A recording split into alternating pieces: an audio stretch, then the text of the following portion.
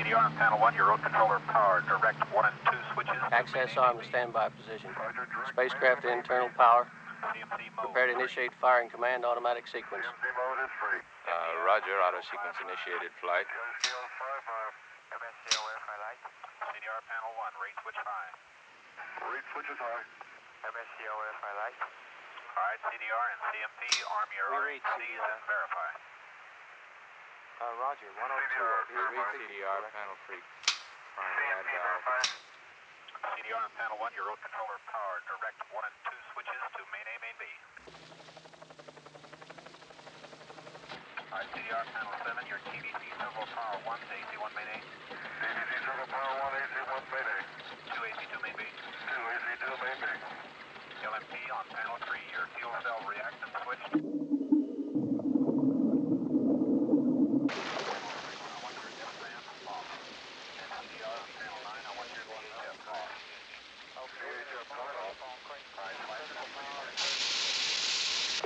STC, Houston flight, voice checks are complete, we go. Okay, flight eagle. Roger, we read. All right, LMP on panel 6, your S-band to TR. Panel 9 on. SRO. Houston flight's on. SRO is on.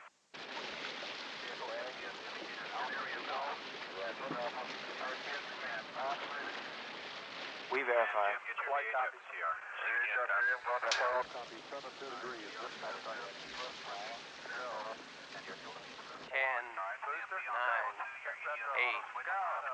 7, 6, 5, 4, 3, 2, 1. We have ignition.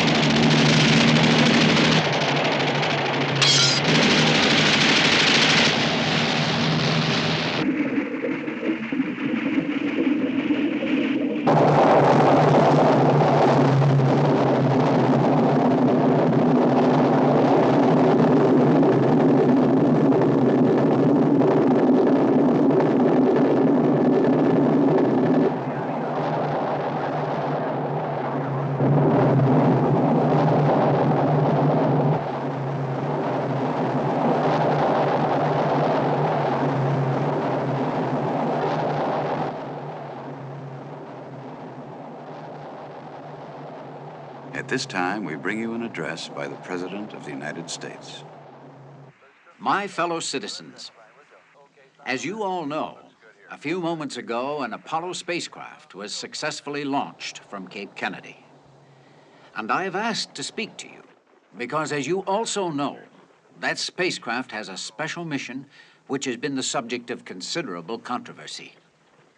But it is my hope that with your approval, that mission may be the beginning of an entirely new society, a nation in orbit, dedicated to helping us here on Earth put an end to such things as hunger, pollution, disease, and natural disasters, and further dedicated to helping us discover new supplies of vital natural resources.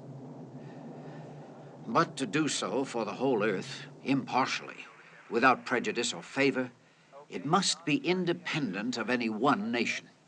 Only then can it ask for and receive the trust of all nations. And that's why the men who conceived this idea want to make that spacecraft into a free nation, independent of all others, to be known as Earth 2. Now, I think Earth 2 should be established. However, I'd like to have the support of the American people in this. And science and technology have provided a unique new way of polling public opinion. Tonight at 3 a.m. on the east coast of the United States, midnight on the west coast, the spacecraft will pass across the nation. Now, if you agree that Earth 2 should be established as an independent nation, leave on any lights that would normally be out at that hour. Sensing devices in the orbiting vehicle will read the changes in light intensity and compute the results. As your president, but more importantly, as another citizen of this struggling planet, I urge you to join me in supporting this bold new experiment for the sake of all mankind. Thank you. Well, we're right on. They'll cross the country west to east of the next pass. That should be in about 8 minutes. Is the big brass going to be here for this? They'll be here. You know, Frank, if this goes well, Earth 2 will be happening. A lot of the thanks has to go to you. Oh, forget it, Walter. I just launched whatever they put on the pad. It's my job. It's you and Seville who deserve the credit. You're the ones who pushed it through. I'm just as much against it as I ever was. Dietrich.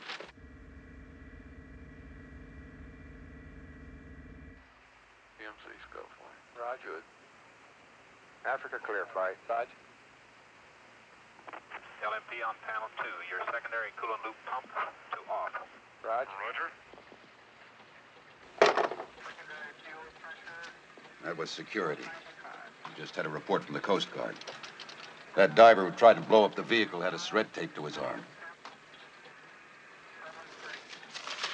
Did they say what kind of Surrette? Yeah. Type manufactured in Albania. It's been known to have been used by the Red Chinese agents. It begins.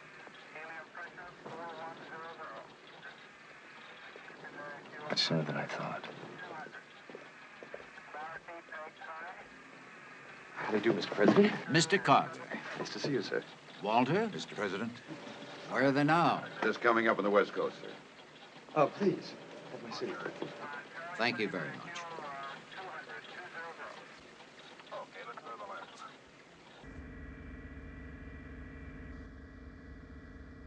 On guard, package step 80. Helium pressure 4150. Secondary fuel pressure 190. And quantity peg high. On my mark, 1 minute to begin scan. High-speed playbacks are on. Recorders are on. Digital analog converters on. Data input on. Reorient to an east-west plane. Let's take a closer look. Excuse me, sir.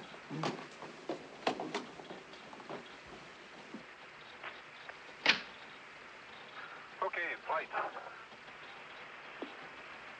Flight verifies the azimuth.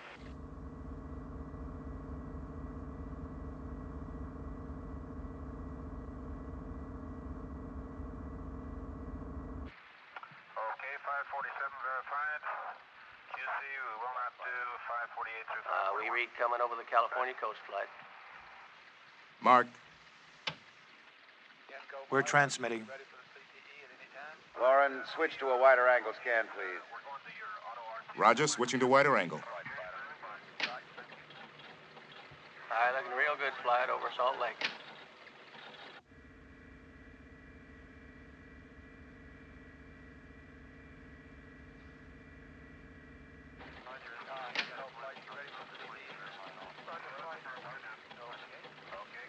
Heat and luminosity level. Nominal scan. All right, let's have another weather overlay. You're passing over Kansas City flight.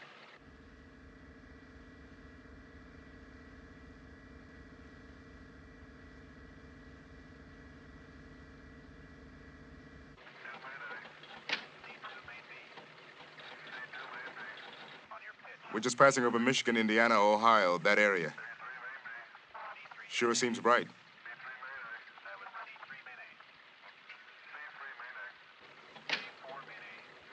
Coming up on New York, and you're looking good, flight.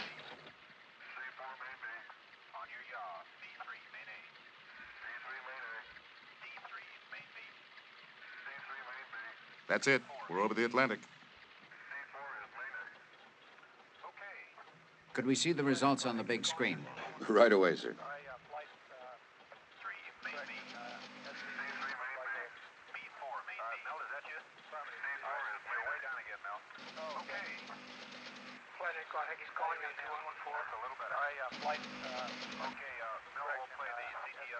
Better get this message off to David Seville, please.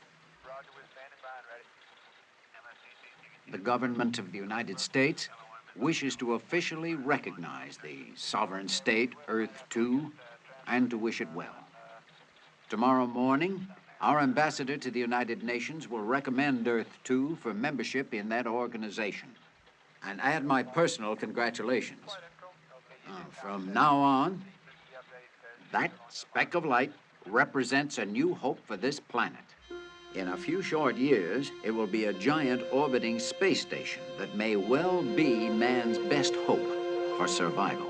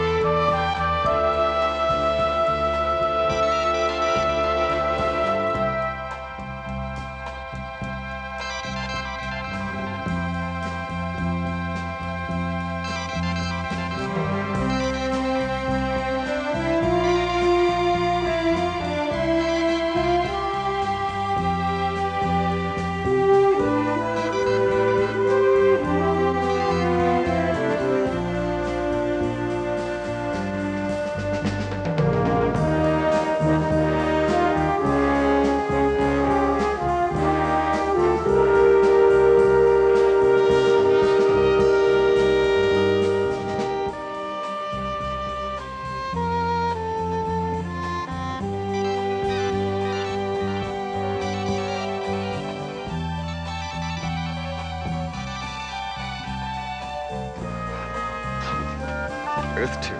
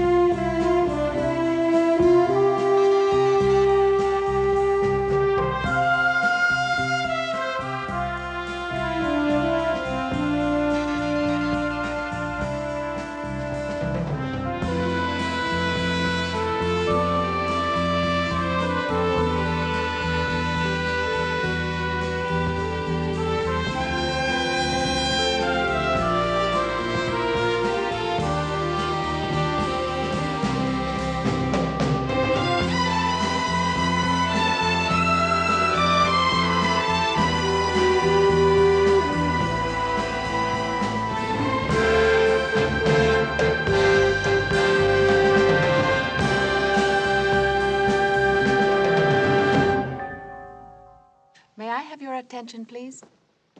With the exception of Frank, Lisa, and Matt Carger, you've all been cleared to the B3 domiciliary unit.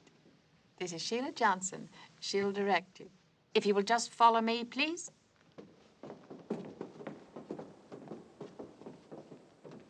Excuse me, ma'am. Could you tell me what the problem is? I'm sure it's nothing.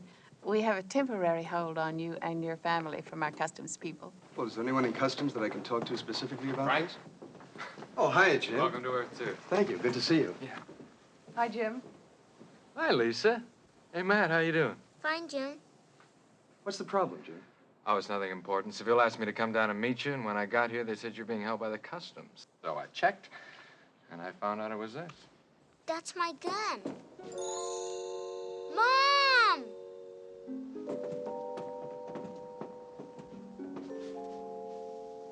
Easy, Matt.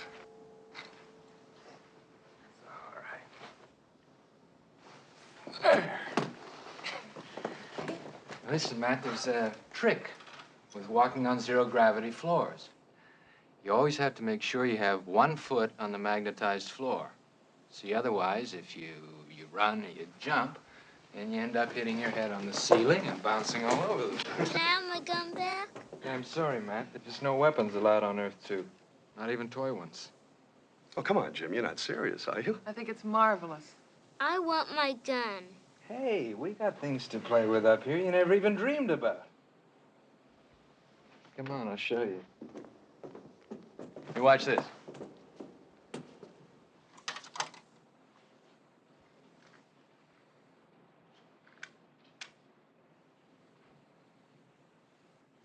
Can I have it?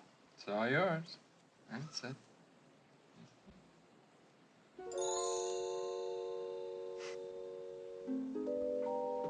Hey, Mom, Dad, look. Well, the magic of zero gravity. Come on, I'll take you to your apartment.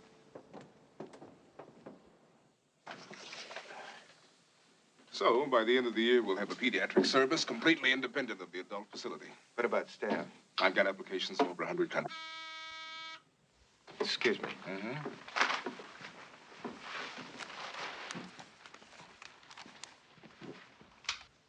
Seville here. CMC, David. Pelican Beach just relayed a launch report from Air Defense Command. What have you got on it? ICBM or larger off the Chinese mainland. Is that confirmed? Yes. We just got confirmation from Soviet radar at Irkutsk. Tell Pelican Beach to stay with it. Are we getting anything on it yet? It's still behind Earth from us. We should pick it up in about 20 minutes. All right, keep me posted. If you need me, I'll be in Frank Carger's apartment. Got a problem? Yeah, could be. Well, I got a cardiac patient who came in on Carger's flight. I better get down there. Thanks, Lauren.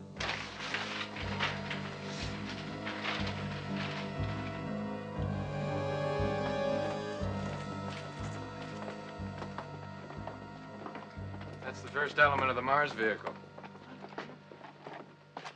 Oh, that's the one that North American Rockwell is going to build up here, isn't it? That's the one. Take a look at this, man. How about that? Isn't that a beauty? That's the one Daddy's going to work on. Well, I'd say it's got a great chance of getting where it wants to go. Isn't that a beauty?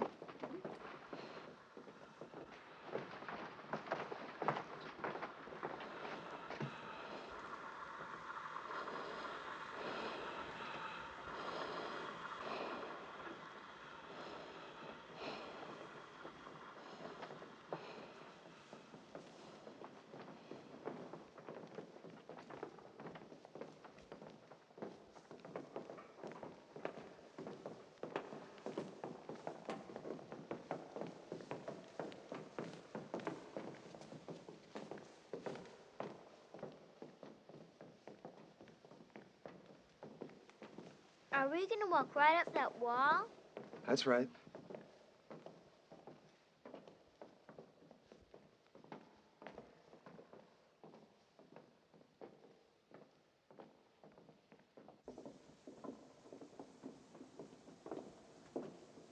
What happened?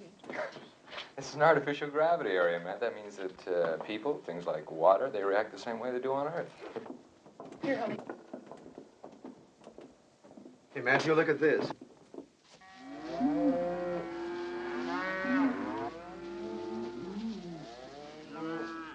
looks sort of like a farm. It is, honey. Probably as much farm as we'll ever see around here. There's a poultry farm and hydroponic gardens through the door at the end.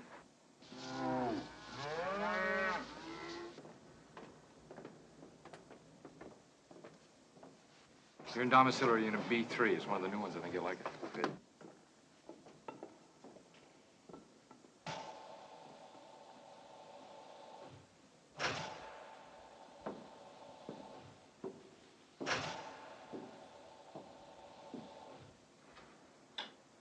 Eliana, what are you doing up here? You want to do it for 2 weeks. Oh, I had a little pain.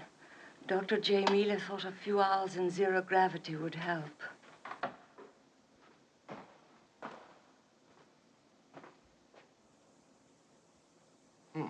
What a kicker.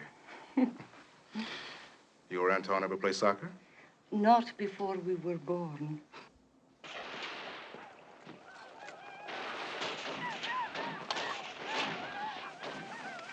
We might as well get one thing straight between us now, David.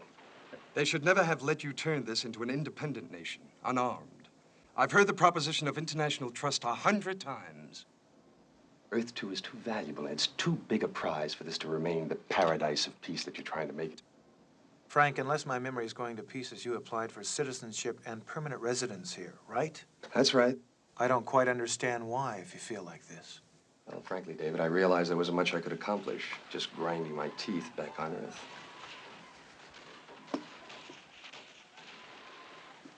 Up here as a citizen, I might be able to change things.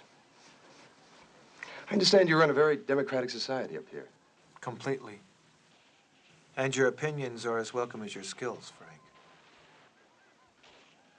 Which reminds me, Lisa, I assume you plan to get to work right away. As soon as we get settled. Good, we've got some great camera equipment up here. Well, in that case, we'll get settled fast. David Seville, please.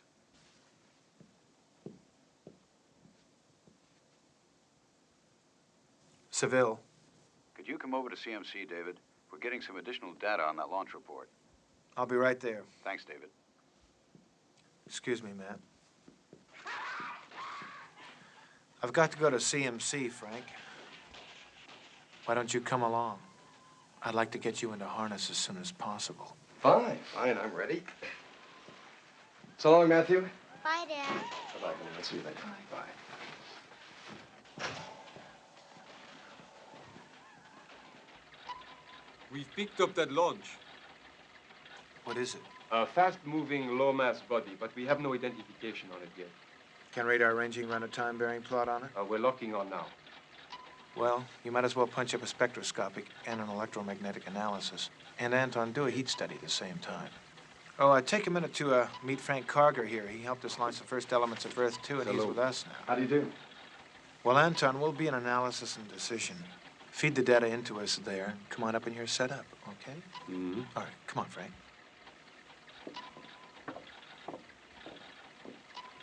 He's a Russian, isn't he, David? No, he's a citizen of Earth 2.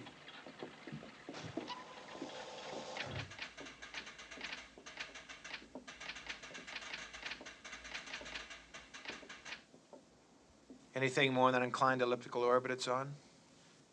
Perigee is over Earth, coordinates 56 degrees, 30 minutes north latitude. Anything significant about that latitude? Yes. Moscow.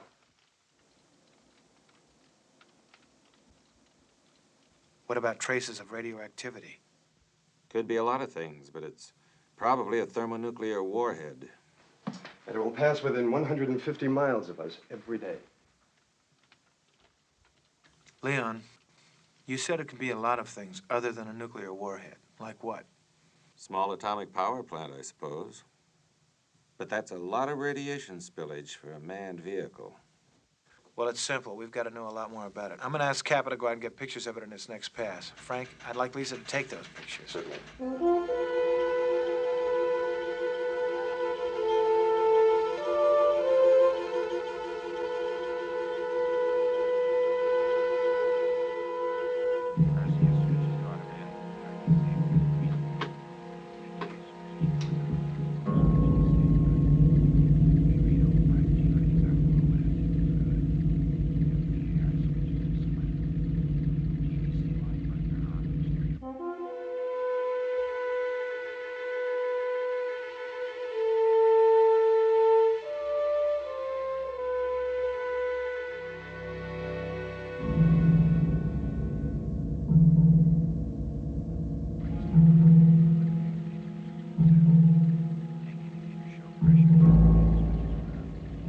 We're getting it pretty close.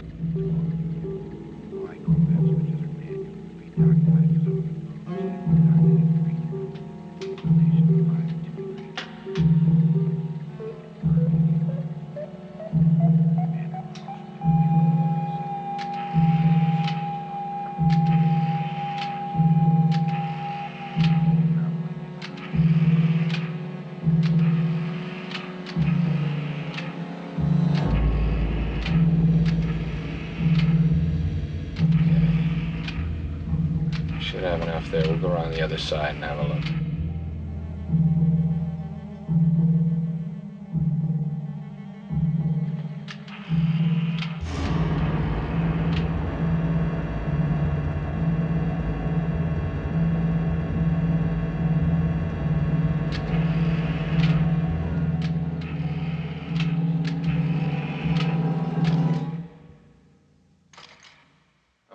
Chinese characters stenciled here on the inspection plate and aft on the expansion nozzle.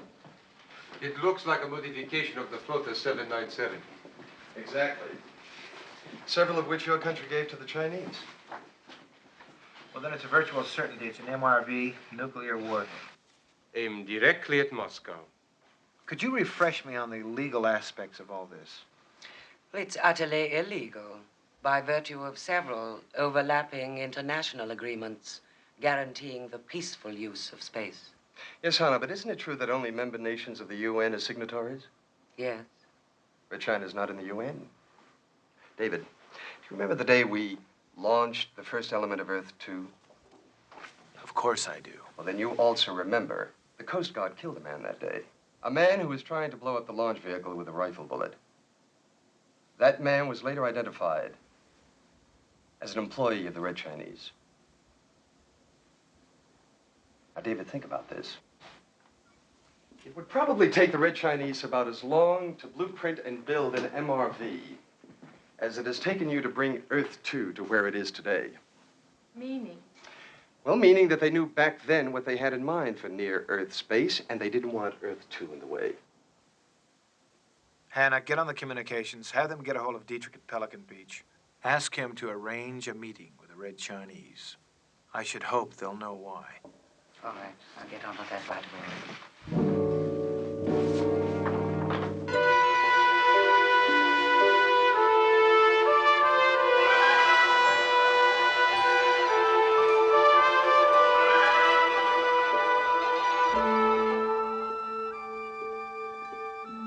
It was their idea to have the meeting in Switzerland.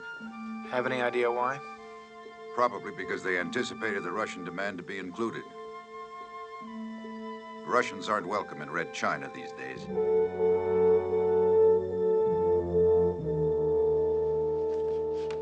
On further investigation, we concluded that the vehicle was indeed of Chinese manufacture.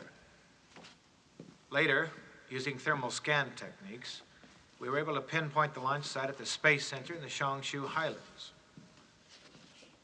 We have also proved, as you can see in the data here, that the vehicle was clearly of a warlike nature, carrying no fewer than 3 warheads of a thermonuclear type. It's not enough to say that the Republic of China has undertaken to commit a wholly irresponsible act, but an act that is in direct violation of international agreements.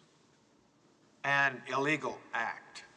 It is the contention and belief of the People's Republic of China that as an independent nation, we have acted in our own defense and have committed no illegal act. And we cannot tolerate a weapon of war so close to our national space. It must be removed. The Soviet Union also demands removal of the warheads. We cannot allow thermonuclear weapons to remain in orbit over our capital city. The limitless reaches of space belong equally to all men. The device put into orbit by the People's Republic of China will stay in place. And we would ask you to bear in mind this injunction. If any attempt is made to interfere with it, the results could be most unfortunate. Detonation of the thermonuclear devices in that vehicle would be considered an overt act of war by the Soviet Union, necessitating immediate and appropriate retaliation. The People's Republic of China does not seek war. But no threat or intimidation by any nation will change our position in this matter. There is nothing further to say. Gentlemen.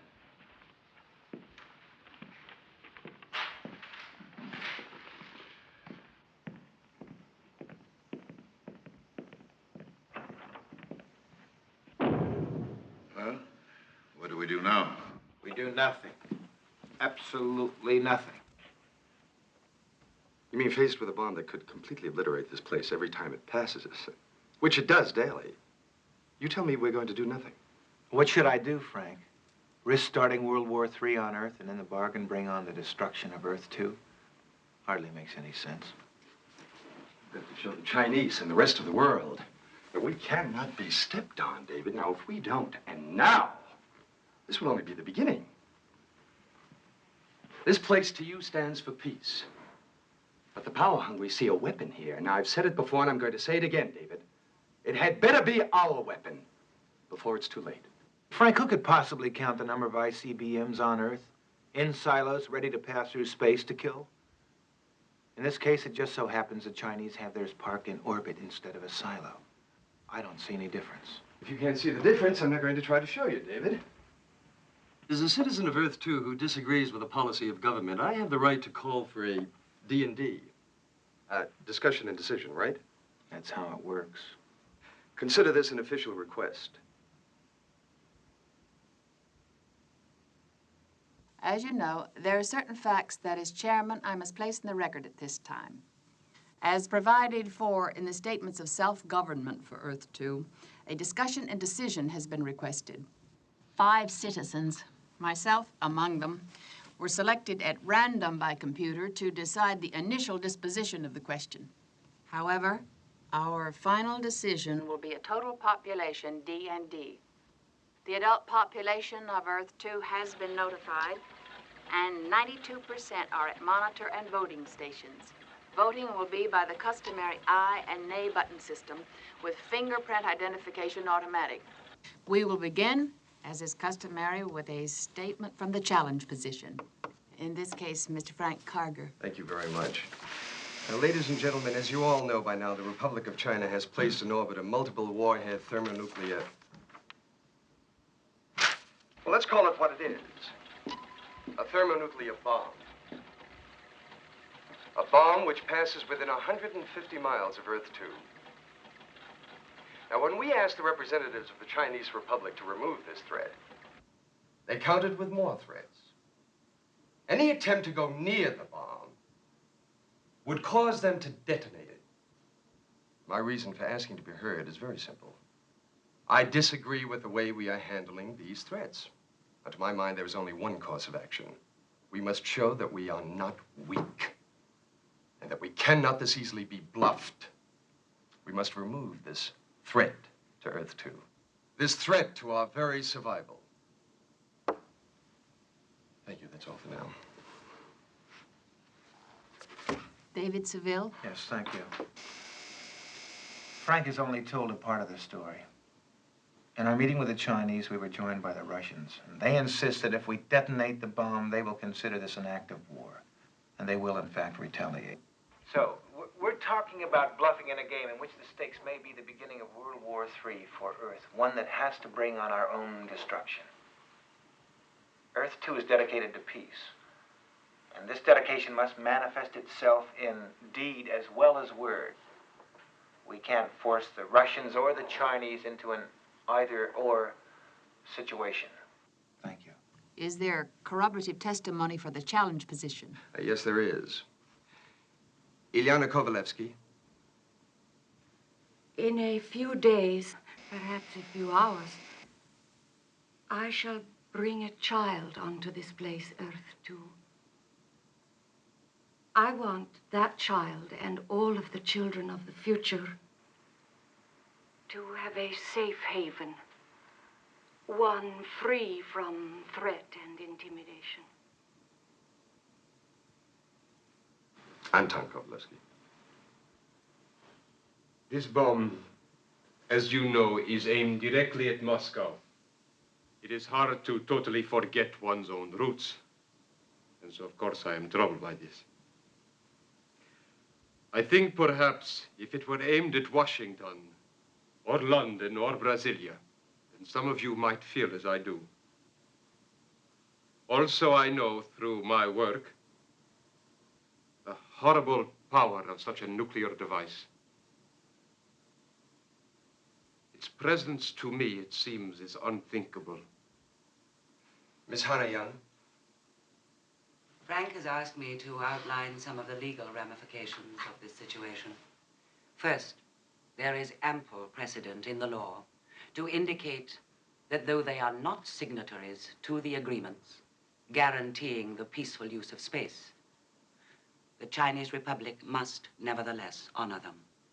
In addition, there is ample precedence of our interfering in our own interest.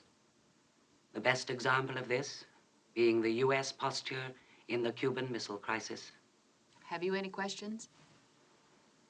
Hannah, in 1968, you prepared a paper at Harvard Law School on the Cuban Missile Crisis, right? And in it you stated, "This adventure which brought the world closer to nuclear holocaust than it ever has been and hopefully ever will be could best be characterized as a poker game. Two brilliant players, neither of whom held a decent hand." Is that correctly stated? That's what I said. Was this paper characterized as critical of the bluff that was run then? It was, yes. Have you corroborative testimony? Yes, I have. Lauren Huxley, please. As a doctor, David has asked me to comment on the dangers of the radiation leaking from the vehicle. Although I've had only a relatively short time for tests, I find no measurable problem at present. Well, thank you, Lauren. Walter Dietrich next, please. Since the Geneva meeting with the Chinese, I've been carrying on a running dialogue with their representatives. They remain adamant. Any attempt to come near the bomb will result in detonation. The Russians, on their part, insist they'll retaliate. It's certainly not an exaggeration to say we're playing brinksmanship with nuclear engagement. Thank you, Walter. Lisa Cogger, please. Ileana told us of her hopes for her as yet unborn child. Well, my child is already with us. He's 7, and he's probably watching me right now. We brought him to Earth, too, because here we found an atmosphere of peace we had so long searched for on Earth. Here, peace is total. We live it. Its meaning is the meaning of our lives. We cannot carry a big stick and still live for peace. A stick means we are ready to fight for peace. On Earth, the people are always ready to fight for peace. We must show that there's another way, and that it works. I love my husband very much. And whatever happens, I'll be at his side. In this, I think he's wrong. Questions? Frank? Yes, I do have one question. Lauren, you said that you see no measurable radiation problem at present. Does this mean that it's absolutely impossible that there is no danger of radiation? Absolutely. That even if it were detonated? Well, of course, in that eventuality. Thank you. Thank you very much. I declare this meeting to be closed. As is customary, voting members of the population will have 30 minutes in which to make their decisions and record their vote. Thank you all for your presentations. I better be over there when the results come in.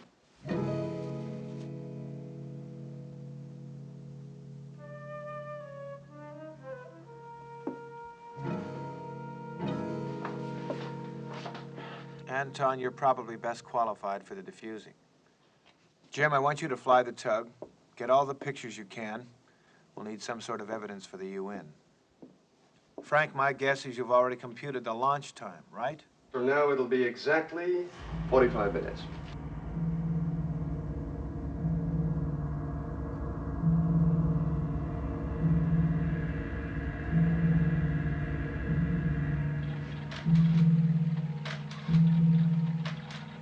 You have a go, EV4, inclination 52 degrees.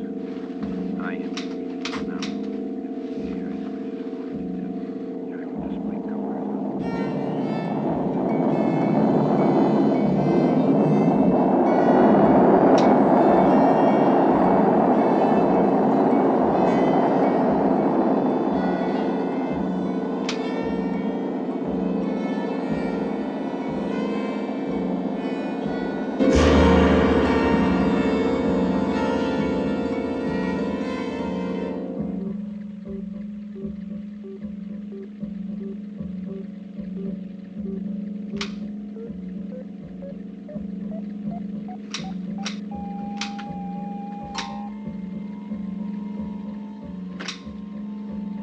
Earth 2, this is EV4. I'm locked on target, relative closure of 17.03 per second. Time to parallel orbit is 0.96.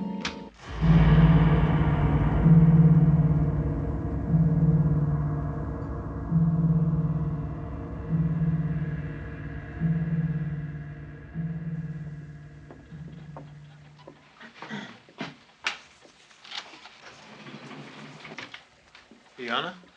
Would it be all right? I mean, would I be in the way if I waited here? Just until I know Anton has completed what he has to do. No. Come on, let's get some coffee.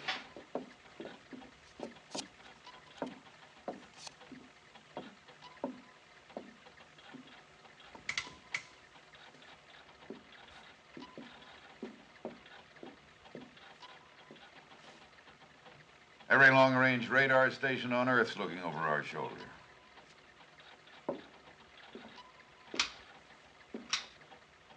Especially Red China's.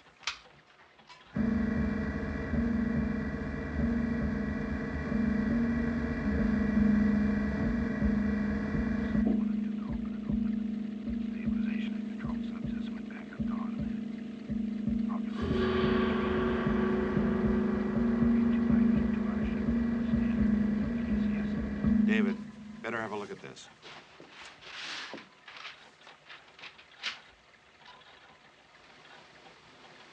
It's a relay from Pelican Beach, Walter. The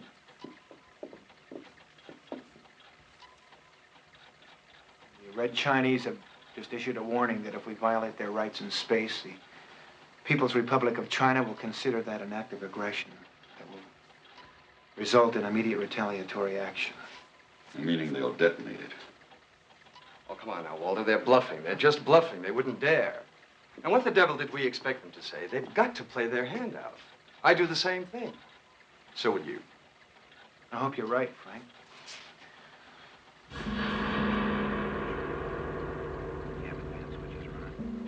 EV4. EV4, do you read me? EV4. Hey, Jim, we just got word from the Red Chinese. They're not too happy about your being there.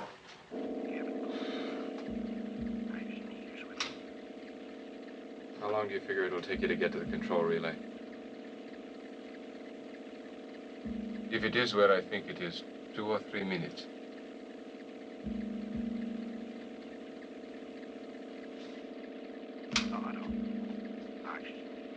I sure hope they realize all we're doing is getting a radiation count. I mean, I hope they don't think we're gonna mess around with this thing. I'd hate to get them all nervous and do something ugly like set it off. You know what I mean? Yeah, I know what you mean. I just hope they're monitoring us now and that they believe you.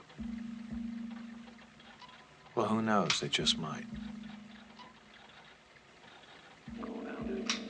Look, at what point will they know I was trying to con them? Once I start to work, the gyro will show any attitude change, however slight, and they'll know. The trick will be to get to the fuse without causing the slightest movement of the missile. How do you plan to do that? With great care.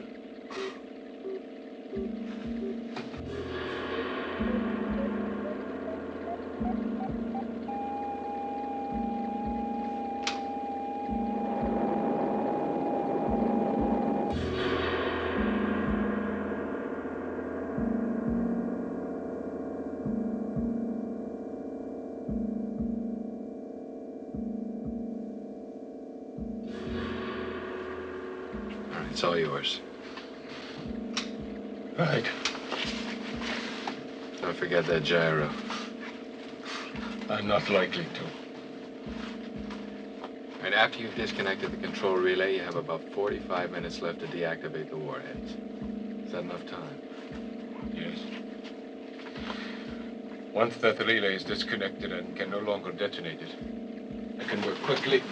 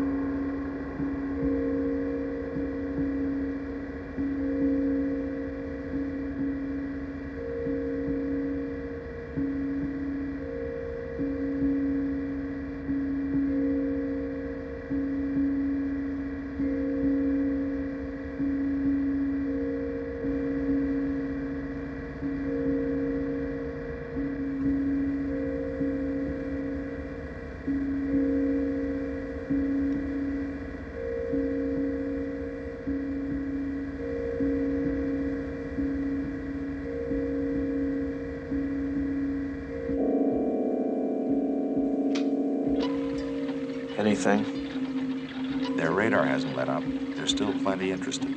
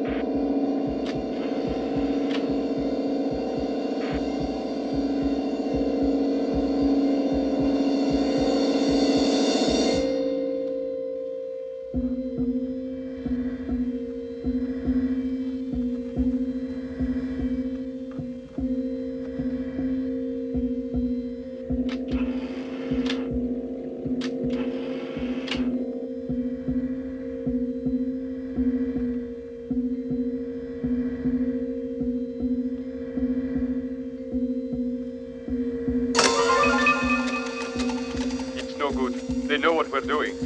I'm going to try to disconnect the relay before they can set this thing off. Now go ahead. It'll take them a minute or two to make their decision.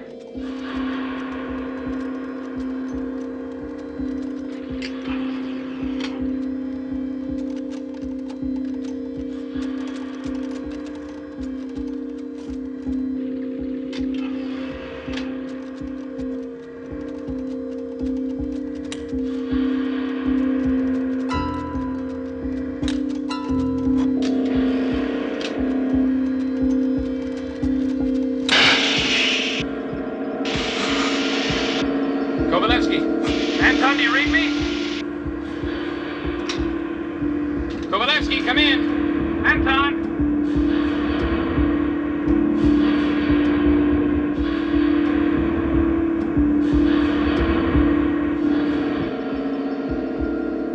Anton!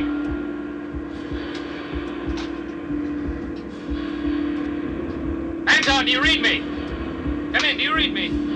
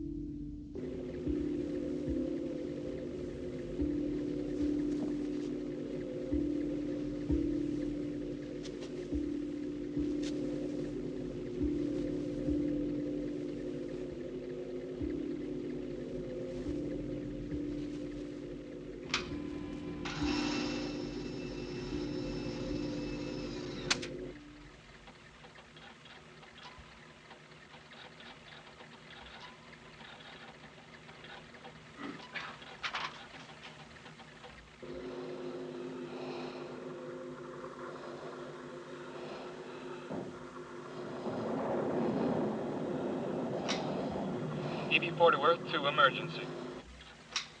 Yeah, Jim, go ahead. They tried to set it off. What's your situation? Kovalevsky's in bad shape. He got the control relay disconnected, but the warhead's still not defused. I'm gonna pick it up now.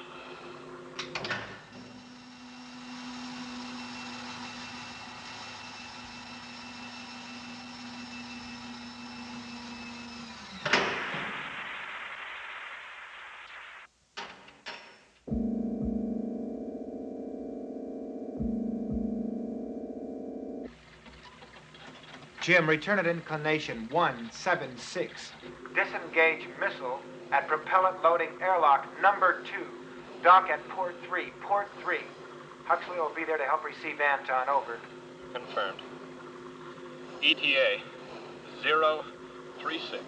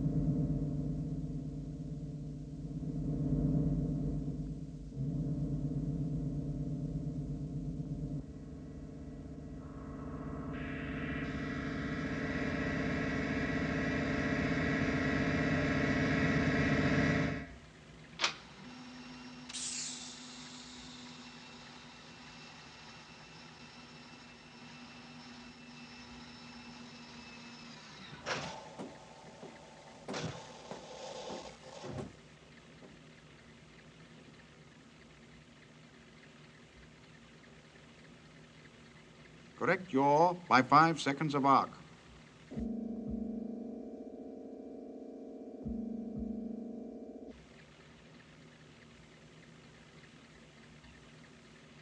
Very good. Pitch correction. Just take this thing off my hands. Do it. He's got an injured man in there with him.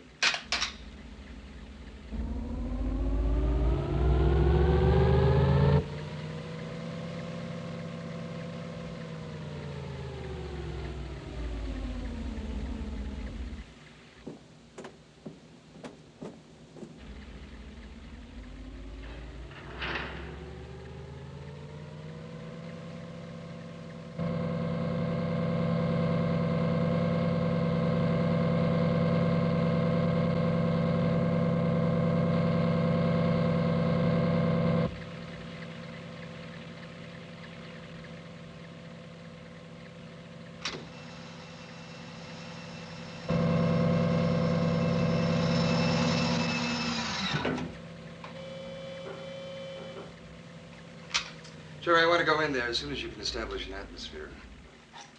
By the time you get to the access door, you'll have an atmosphere. Thank you. Hey.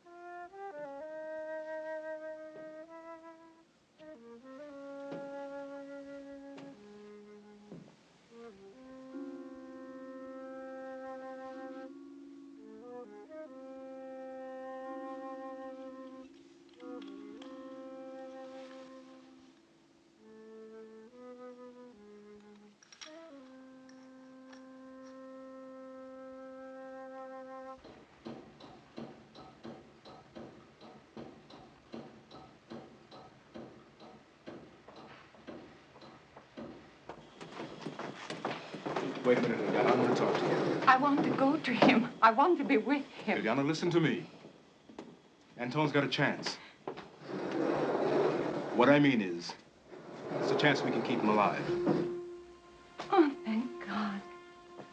Thank God. I said alive, Liliana. Just alive, nothing more. Well, what are you saying? He needs surgery. Now, there are two procedures possible. One, he might make it, but he'll never really be the man we've known. And with the other procedure, it's all or nothing. And you've got to make the decision.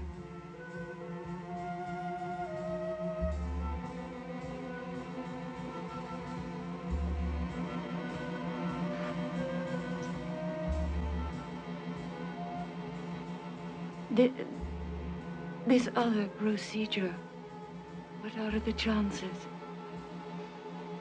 Not good. 1 in 5.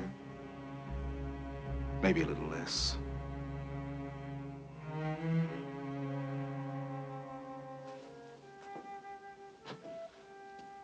There's not much time, Ileana.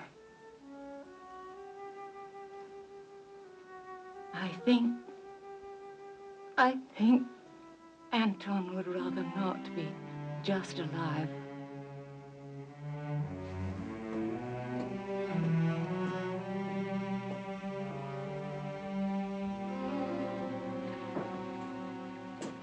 Then obviously he never had a chance to defuse it.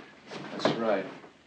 Anton figured it wouldn't take long after he got the control relay disconnected, but that's as far as he got. At least he knows how to defuse it. Well, that's not much help. I mean, not in his condition, anyway.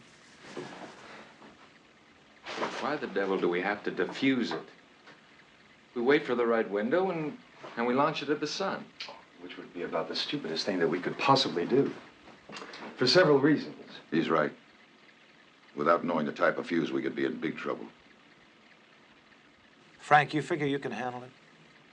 Well, I don't know, David. It would be tricky without having seen the control relay. Get any pictures of that relay?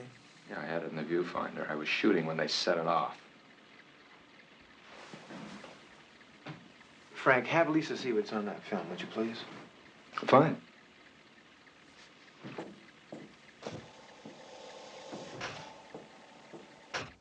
Well, from the circuitry, it looks like a heat detonating fuse. I can't quite make out enough detail. Well, I think I can get you more detail. You think so? Lisa, put a diffraction filter on, too.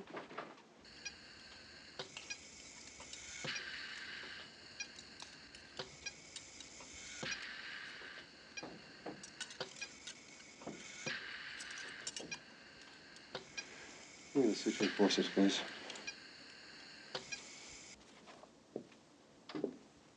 Here you are.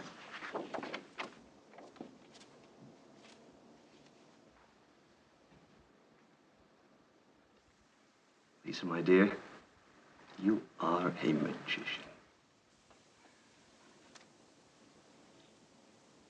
I'll run this through analysis, and then we should know what makes this thing tick. How long do you figure before you can defuse it, Frank? A launch window to the sun will be opening soon. Well, once I get those missiles disarmed, I intend to put in new controlled circuits and keep them right here on Earth, too. Oh, no, we jettison the missile into the sun, Frank, and that's the end of it. Now, look, David, I told you when I got here that I was going to make some changes. Well, I've started to make them. It's not up to you, Frank. Thank God for that. You're wrong, David. Dead wrong. As a matter of fact, I intend to call for a D&D. I beat you before, I'll beat you again, David. You might. But if you do, it's the end of Earth, too. Well,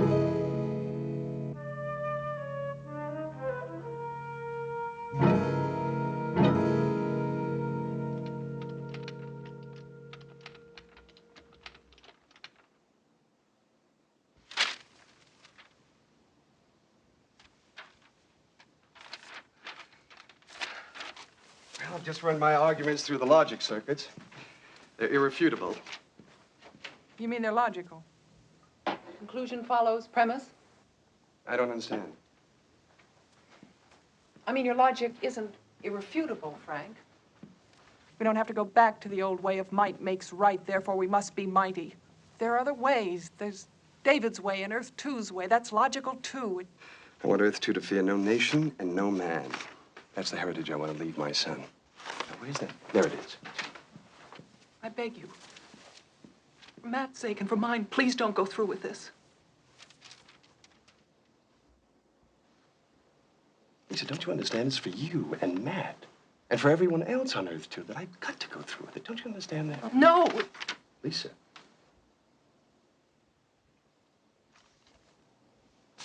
Excuse me. I've got to go. Frank. Hey. It's okay. Eat your dinner.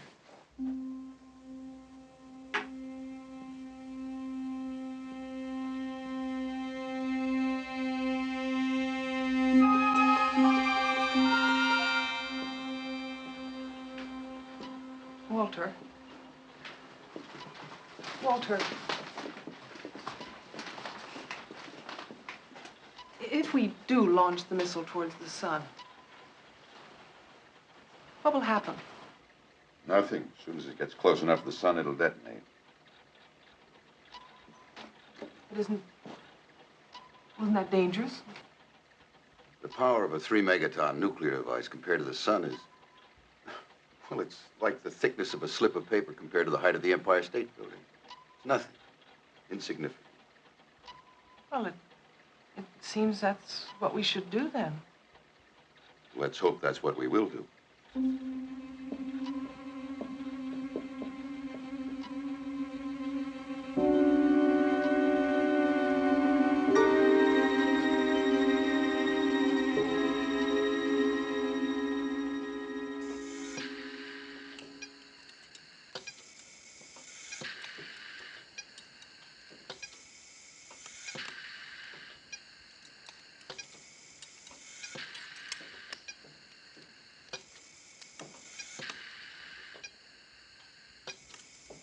Center reinforcers, please.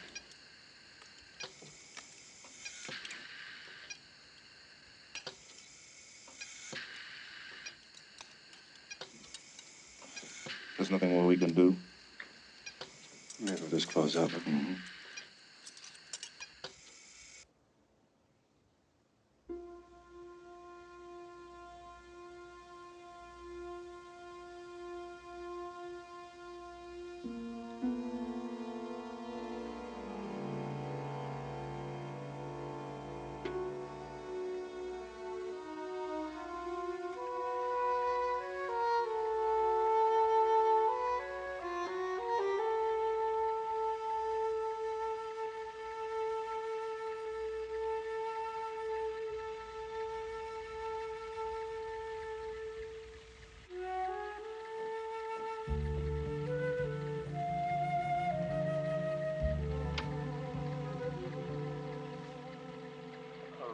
We have examined the issue and have concluded that the question of whether or not Earth 2 shall become a nuclear power should be a total population decision. For the question, Frank Carger.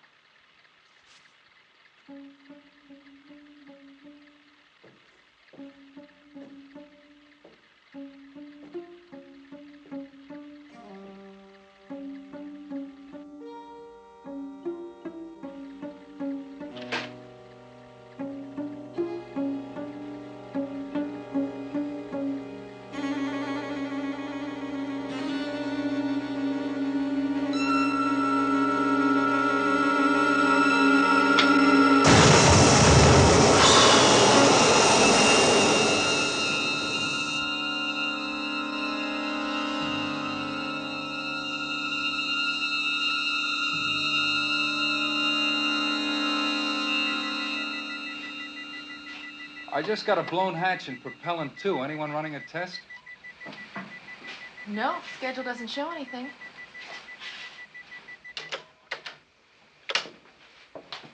Control balcony, this is environment. Is there anyone in there? Control balcony, is there anyone there?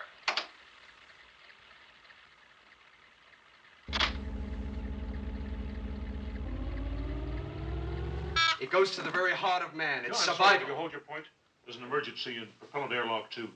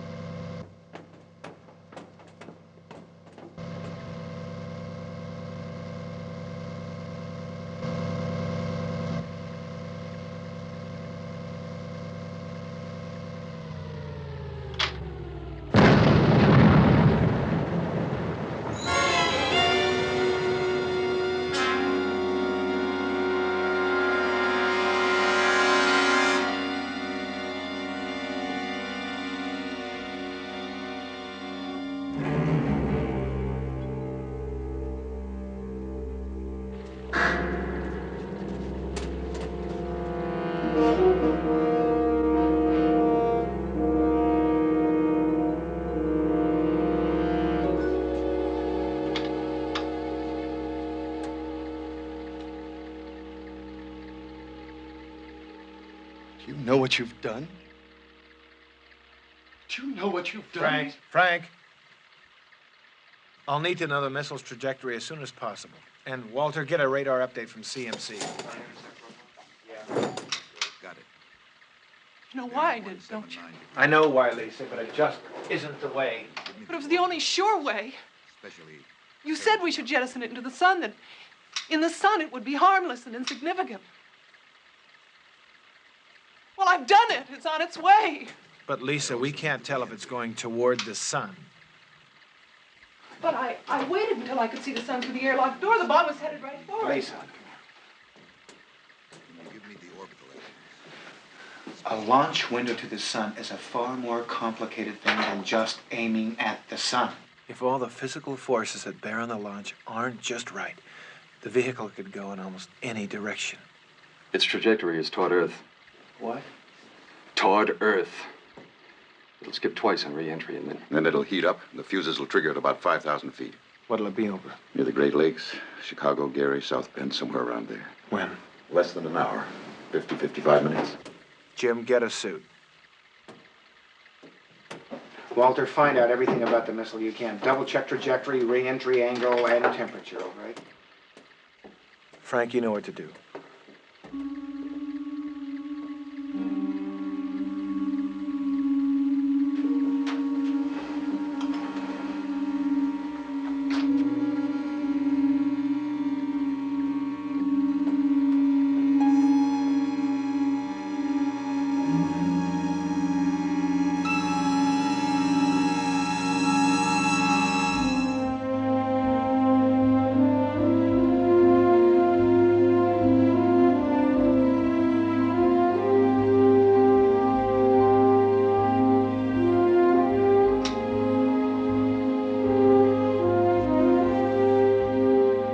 Shuttle 1 clear, permission to start engines. Shuttle 1, you are cleared for ignition.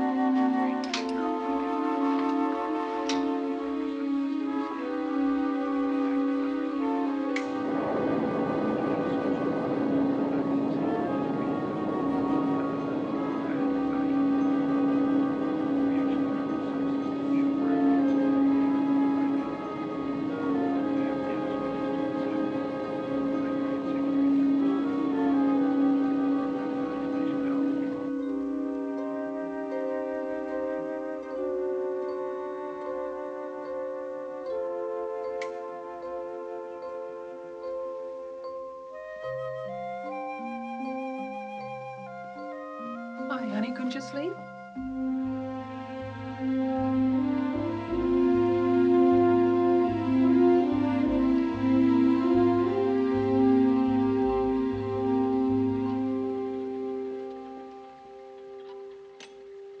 Shuttle 1, this is Dietrich. Go ahead. Adjust speed 162. Attitude point 002 degrees. Interception time minus 1827 minutes. Altitude at interception 77 miles. Anywhere we can intercept before re-entry? Negative. Sorry, David, this is the best we can do. It's gonna get hot. Not hot enough to set off those fuses, I hope.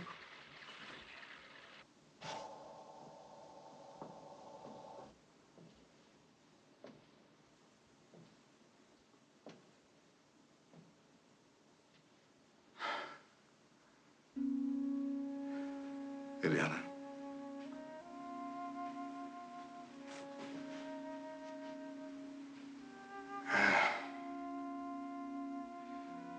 He probably won't regain consciousness, but if you want to be with him.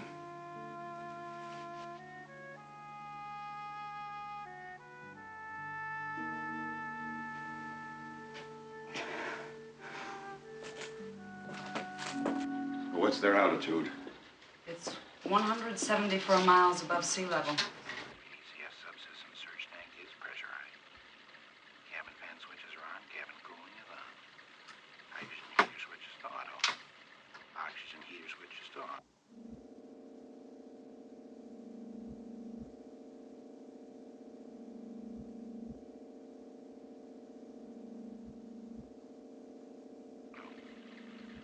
Tank 1, Tank 2, Tank 4, Tank 5, Tank 7, Tank 8, and subsystem search tanks 3, 6, and 9 pressurized and venting. Cool down is green. It should be coming up dead ahead. Auto. 5 color switches to auto. Exchange switches to auto. Cabin to build now. Track switches auto. Servo electric switch to self-selecting.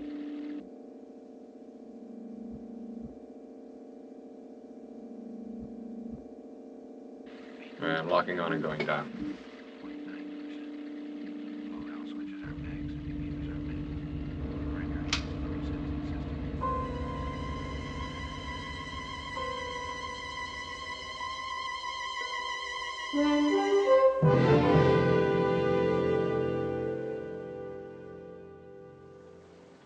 Altitude 9 miles above sea level.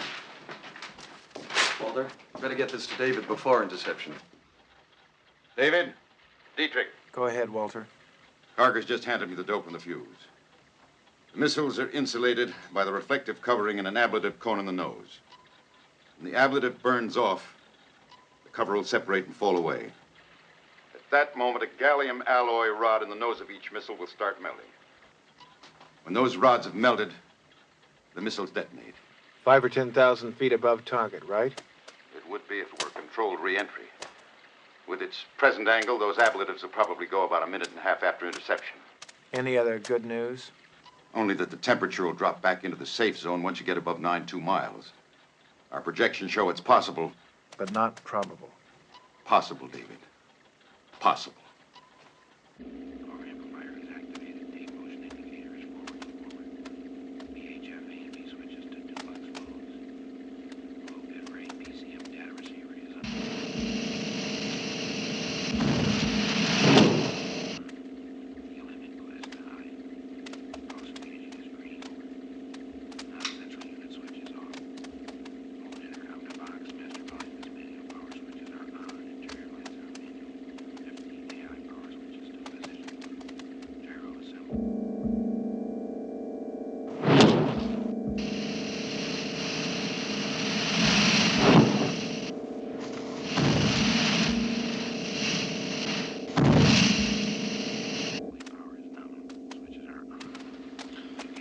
Speed's constant.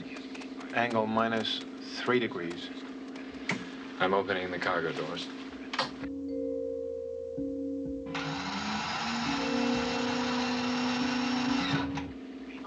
"30 seconds to contact."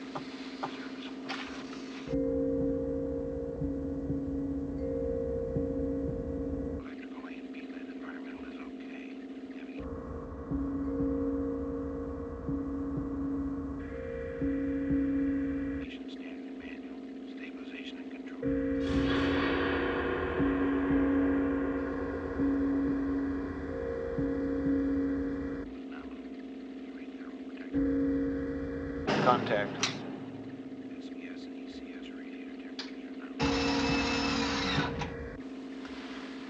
Here we go.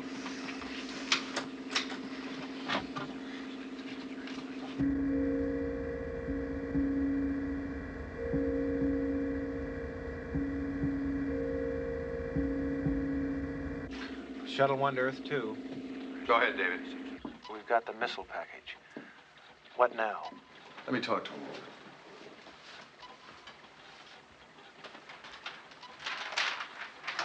David, this is Carger. We've still got a problem. A big one. Let's have it, Frank. Look, we've got to assume that a free entry burned away the heat shield and jettisoned the cover. It probably melted most of the fuse. Well, I'll buy that, Frank. But the outside temperature is minus 265 degrees. Now, that should be low enough to hold it. It is. Just so you keep the missile shaded from the sun. Now, our figures show that the detonation bar will melt at about...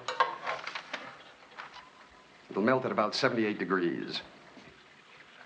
Let's get him in the shade.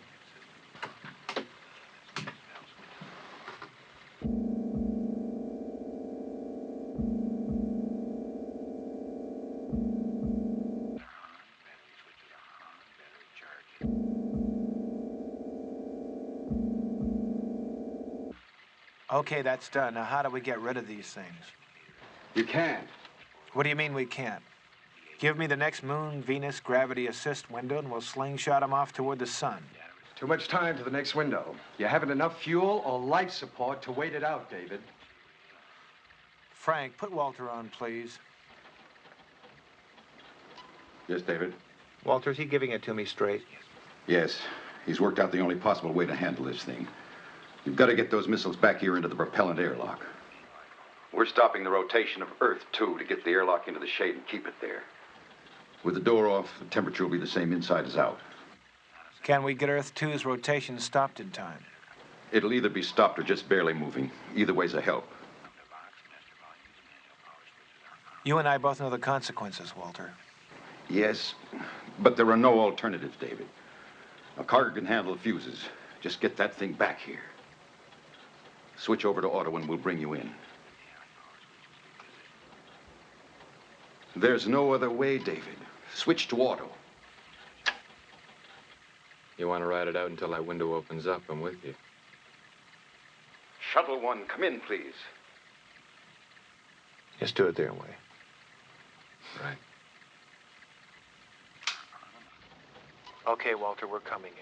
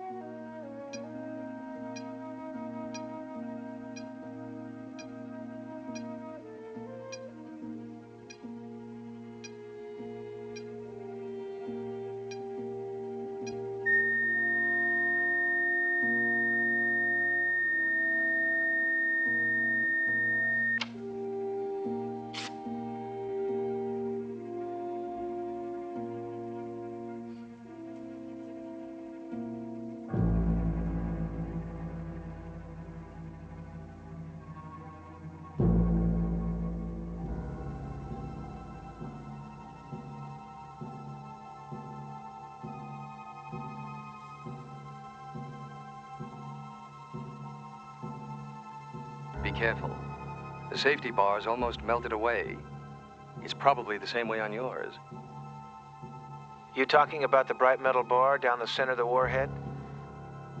That's it. At 78 degrees, it liquefies and brings the bomb to critical mass. You mean when that bar melts, a bomb detonates? Well, most of this already melted. Same here. I've got a section about half-inch in diameter. First, get your thermometers attached to the safety bars. Or what's left of them.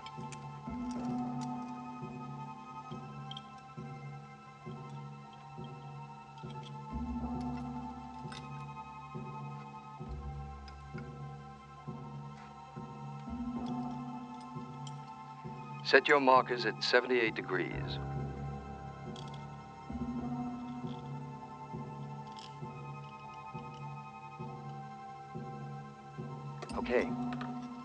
Okay. We'll take it one step at a time. After I complete each operation, the two of you start. Are you ready? Ready. Start the checklist, Walter. Identify and locate guidance package.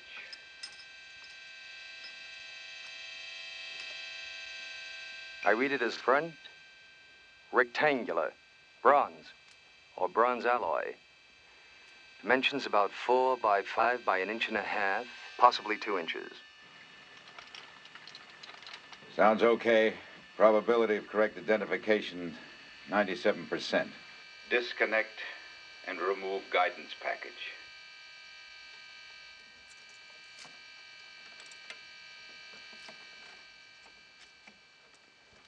I've removed the guidance package.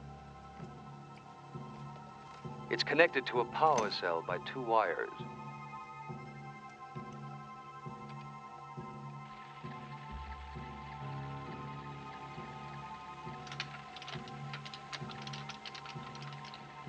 Probability is 80% that a tamper-destruct will be encountered at this stage.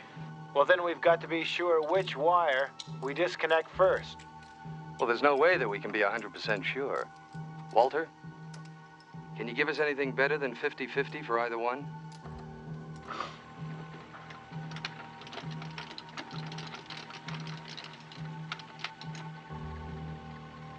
Normal connection sequences are right to left.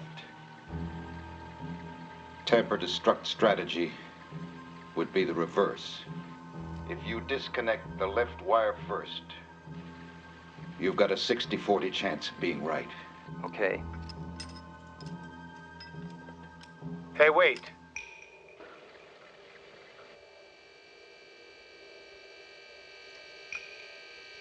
We wire left to right because that's the way we read.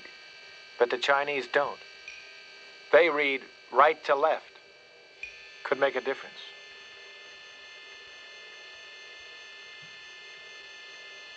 I'll buy it.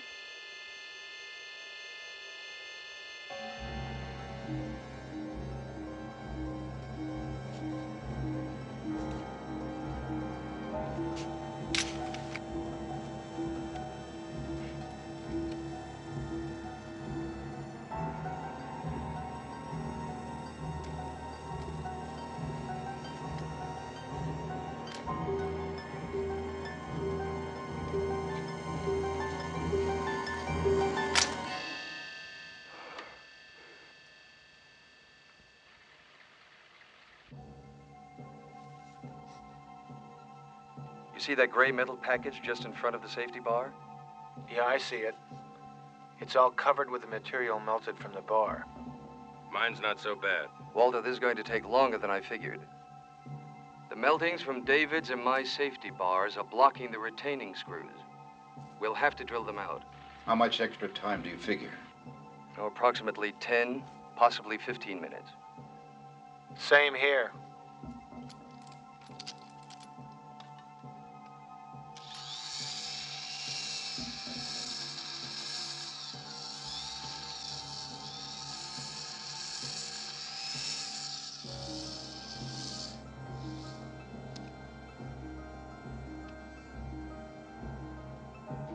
We haven't got 10 or 15 minutes. You've got to find another way.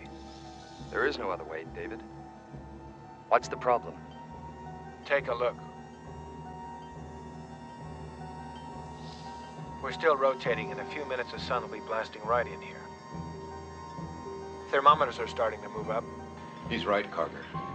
Temperature in that airlock will go up to plus 210 degrees. It'll never get that high. The safety bars will melt long before that.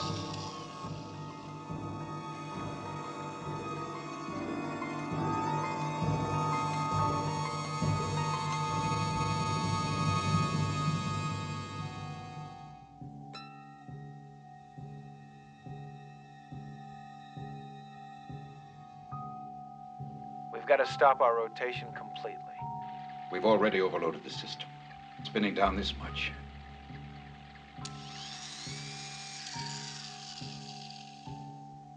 But there's one way. Jim? Take out a tug. Might be enough extra power to stop it.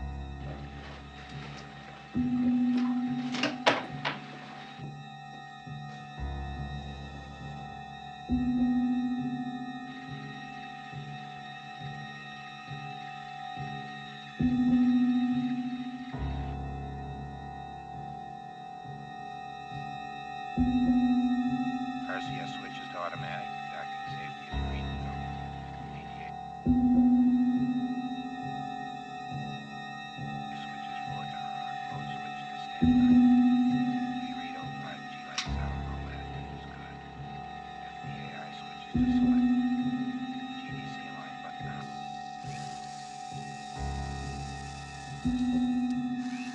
How you doing, David?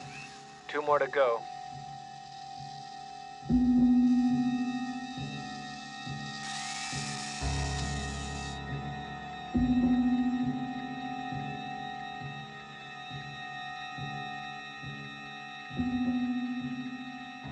It's moving up. Another 10 degrees.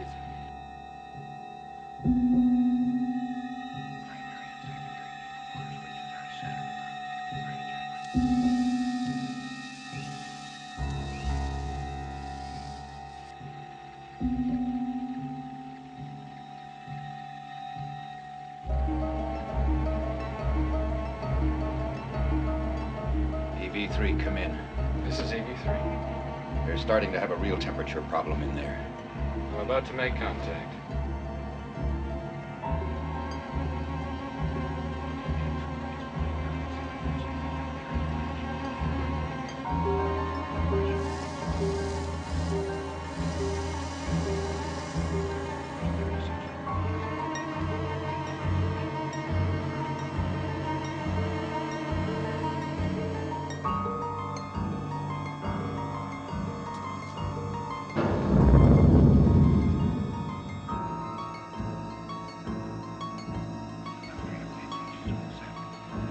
Contact complete. We're starting engines.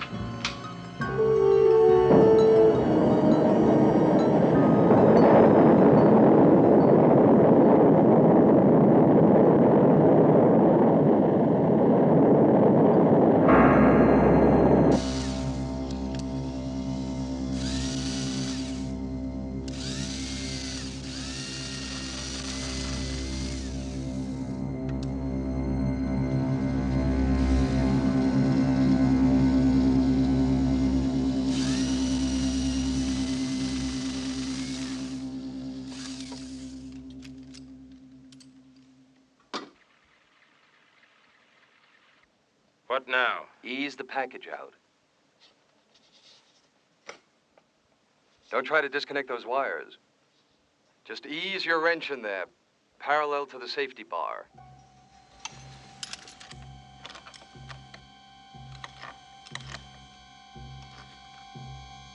It's in place.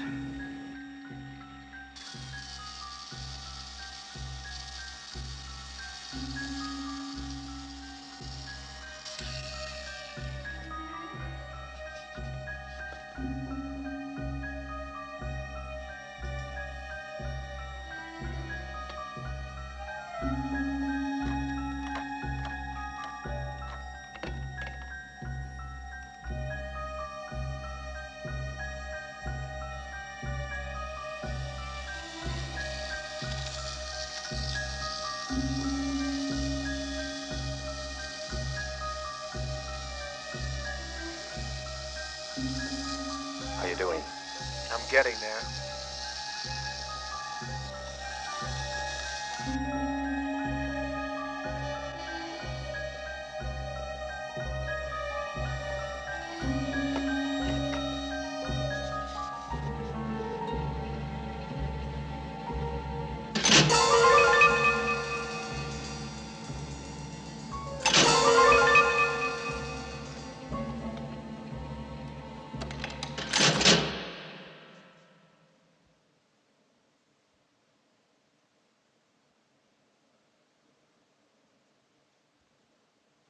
Okay, let's start rotation.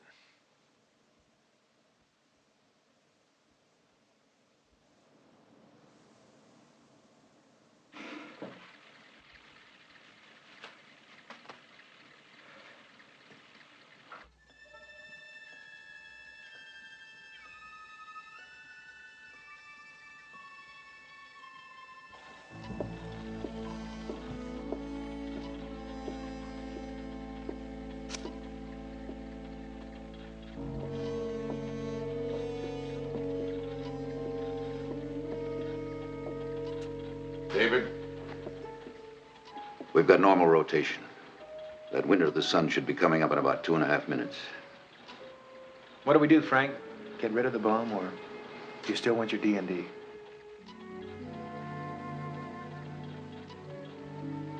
Let's go your way, David. No weapons. Let's hope your way is the right way. Who knows, Frank? We've never tried that. Let's get rid of it.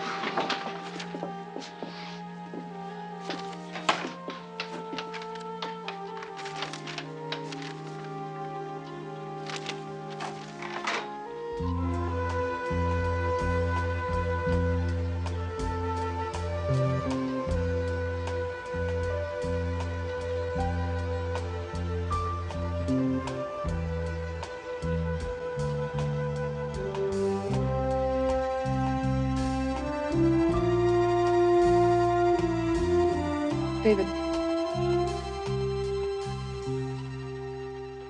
I'm sorry for what I did. I just... Lisa, you just forgot decisions are made here by everybody. One citizen, one vote. Speaking of citizens, someone I want you to meet.